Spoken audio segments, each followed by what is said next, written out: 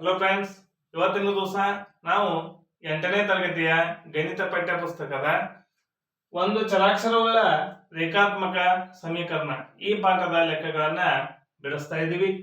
ಪ್ರಶ್ನೆ ಹೀಗಿದೆ ನೋಡಿ: ಕೆಳಗಿನ ಸಮೀಕರಣಗಳನ್ನ ಬಿಡಿಸಿ ನಿಮ್ಮ ಉತ್ತರಗಳನ್ನ ಪರೀಕ್ಷಿಸಿ. ಹಾಗಾದ್ರೆ ಇಲ್ಲೊಂದು ಸಮೀಕರಣವನ್ನು ಕೊಟ್ಟಿದ್ದಾರೆ, ಈ ಲೆಕ್ಕವನ್ನ ಬಿಡಿಸಬೇಕಾಗಿದೆ.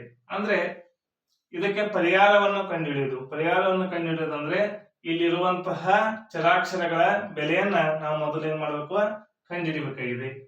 ಹಾಗಾದ್ರೆ ನೋಡಿ, ಇಲ್ಲಿ 2y ಇದೆ, ಇಲ್ಲಿ y ಇದೆ. ಹಾಗಾದ್ರೆ ಇವೆರಡು ಚರಾಕ್ಷರ ಪದಗಳನ್ನ ಹೊಂದಿದವೆ. ಈ ಚರಾಕ್ಷರ ಪದಗಳನ್ನ ಒಂದ್ ಕಡೆ ಬರ್ಕೊಳ್ಳೋಣ. 5 ಮೂಲಾಂಶ ಮತ್ತು 26 ಮೂಲಾಂಶ ಇವೆರಡು ಸಂಖ್ಯೆಗಳಾಗಿದ್ದಾವೆ, ಸ್ಥಿರಾಂಕಗಳಾಗಿದ್ದಾವೆ.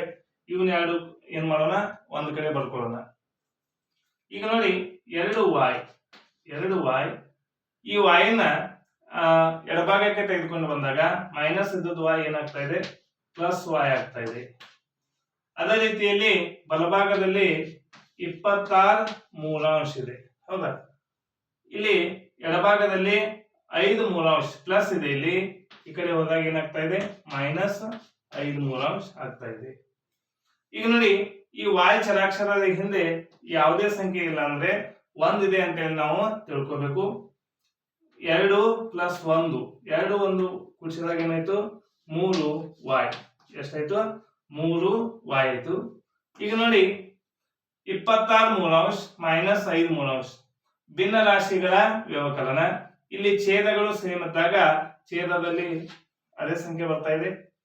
ಅಂಶದಲ್ಲಿ 26 ಮೈನಸ್ 5, ಹಾಗಾದ್ರೆ 26ರಲ್ಲಿ 5 ಕಳೆದಾಗ ಎಷ್ಟು ಬರ್ತಾ ಇದೆ, 21 ಬರ್ತಾ ಇದೆ. ಈಗ ನೋಡಿ, 21ನ 3ರಲ್ಲೇ ಭಾಗಿಸಬೇಕಾಗಿದೆ.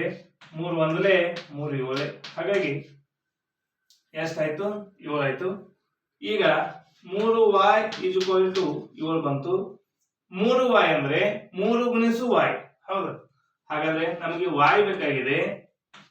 ಇಲ್ಲಿ ಗುಣಾಕಾರ ಇದ್ದಂತ 3 ಈ ಕಡೆ ಏನಾಗ್ತಾ ಇದೆ, ಭಾಗಾಕಾರ ಆಗ್ತಾ ಇದೆ. ಆದ್ದರಿಂದ y = 7 ಮೂಲಾಂಶ ಅಂತೇಳಿ ಕಂಡುಹಿಡಿದಿದ್ದೇವೆ. ಈಗ ನೋಡಿ, ನಾವು ಲೆಕ್ಕವನ್ನು ಬಿಡಿಸಿದ್ದೇವೆ. ನಿಮ್ಮ ಉತ್ತರಗಳನ್ನು ಪರೀಕ್ಷಿಸಿ. ಹಾಗಾದ್ರೆ ಈ ಉತ್ತರ ಸರಿ ಇತ್ತು ಇಲ್ಲ ಅಂತೇಳಿ ನಾವೇನ್ ಮಾಡ್ಬೇಕಾಗಿದೆ, ಪರೀಕ್ಷೆ ಮಾಡ್ಬೇಕಾಗಿದೆ. ಅದಕ್ಕೆ ನಾವು ಅದನ್ನ ಏನಂತ ಕೇಳ್ತಾ ಇದೀವಿ, ತಾಳೆ ನೋಡುವುದು ಅಂತೇಳಿ ಕೇಳ್ತಾ ಇದೀವಿ. ಹಾಗಾದ್ರೆ ಯಾವ ರೀತಿ ಅಂದಾಗ ಈ ಸಮೀಕರಣವನ್ನ ಮತ್ತೆ ಬರೆದುಕೊಳ್ಳೋಣ. 2y plus 5 = 20. ಇಲ್ಲಿ 5 ಮೂಲಾಂಶ ಇದೆ.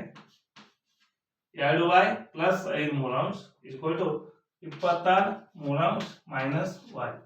ಈಗ y ಇದ್ದಲ್ಲಿ ನಾವೇನ್ ಮಾಡೋಣ, 7 ಮೂಲಾಂಶ ಬೆಲೆಯನ್ನ ತುಂಬಿ ಬಿಡೋಣ. ನೋಡಿ, 2y ಅಂದ್ರೆ 2 ಗುಣಿಸು y ಅಂತೇಳಿ ತಿಳ್ಕೊಬೇಕಾಗಿದೆ. 2 ಗುಣಿಸು y ಬೆಲೆಯನ್ನ ತುಂಬೋಣ.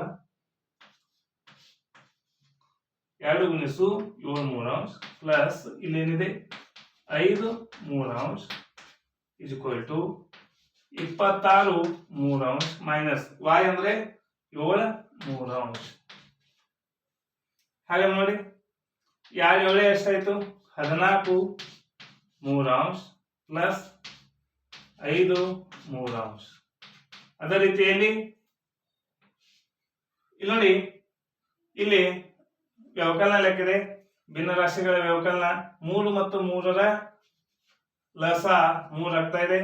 26ರಲ್ಲಿ 7ನ್ನ ಕಳೆದಾಗ 19 ಆಗ್ತಾ ಇದೆ. ಇಲ್ಲಿ ಭಿನ್ನ ರಾಶಿಗಳ ಸಂಕಲನ ಇದೆ. ಇಲ್ಲಿ ನೋಡಿ, ಇಲ್ಲಿಯೂ ಕೂಡ 3 3 ಛೇದದಲ್ಲಿ ಇದೆ ಅಂದಾಗ ಇಲ್ಲಿಯೂ ಛೇದದಲ್ಲಿ 3 ಬರ್ತಾ ಇದೆ. ಅಂಶದಲ್ಲಿ ಇರುವಂತಹ ಸಂಖ್ಯೆಯನ್ನು ಕೂಡಿಸಬೇಕು.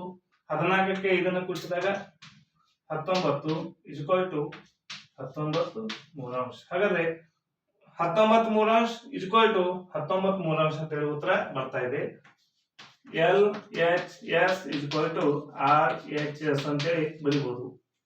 LHS ಅಂದ್ರೆ ಎಡಭಾಗ, RHS ಅಂದ್ರೆ ಬಲಭಾಗ ಅಂತೇಳಿ ನಾವು ತಿಳ್ಕೊಬಹುದಾಗಿದೆ. ಹಾಗಾದ್ರೆ ಎಡಭಾಗ = ಬಲಭಾಗ ಸಮ ಬಂದಾಗ ನಾವು ಮಾಡಿದಂತಹ y = 7 ಮೂಲಾಂಶ ಅನ್ನೋದು ಸರಿ, ಈ ಉತ್ತರ ಸರಿಯಾಗಿದೆ ಅಂತೇಳಿ ನಾವು ತಿಳ್ಕೋಬಹುದು. ಈ ವಿಡಿಯೋ ನಿಮಗೆ ಇಷ್ಟ ಆಗಿದ್ರೆ ಲೈಕ್ ಮಾಡಿ, ಶೇರ್ ಮಾಡಿ, ಸಬ್ಸ್ಕ್ರೈಬ್ ಆಗಿರಿ. ಹೀಗೆ ನಮ್ಮ ಯೂಟ್ಯೂಬ್ ಚಾನಲ್ನ ಎಲ್ಲ ವಿಡಿಯೋಗಳನ್ನ ನೋಡ್ತಾ ಇರಿ. Thank you.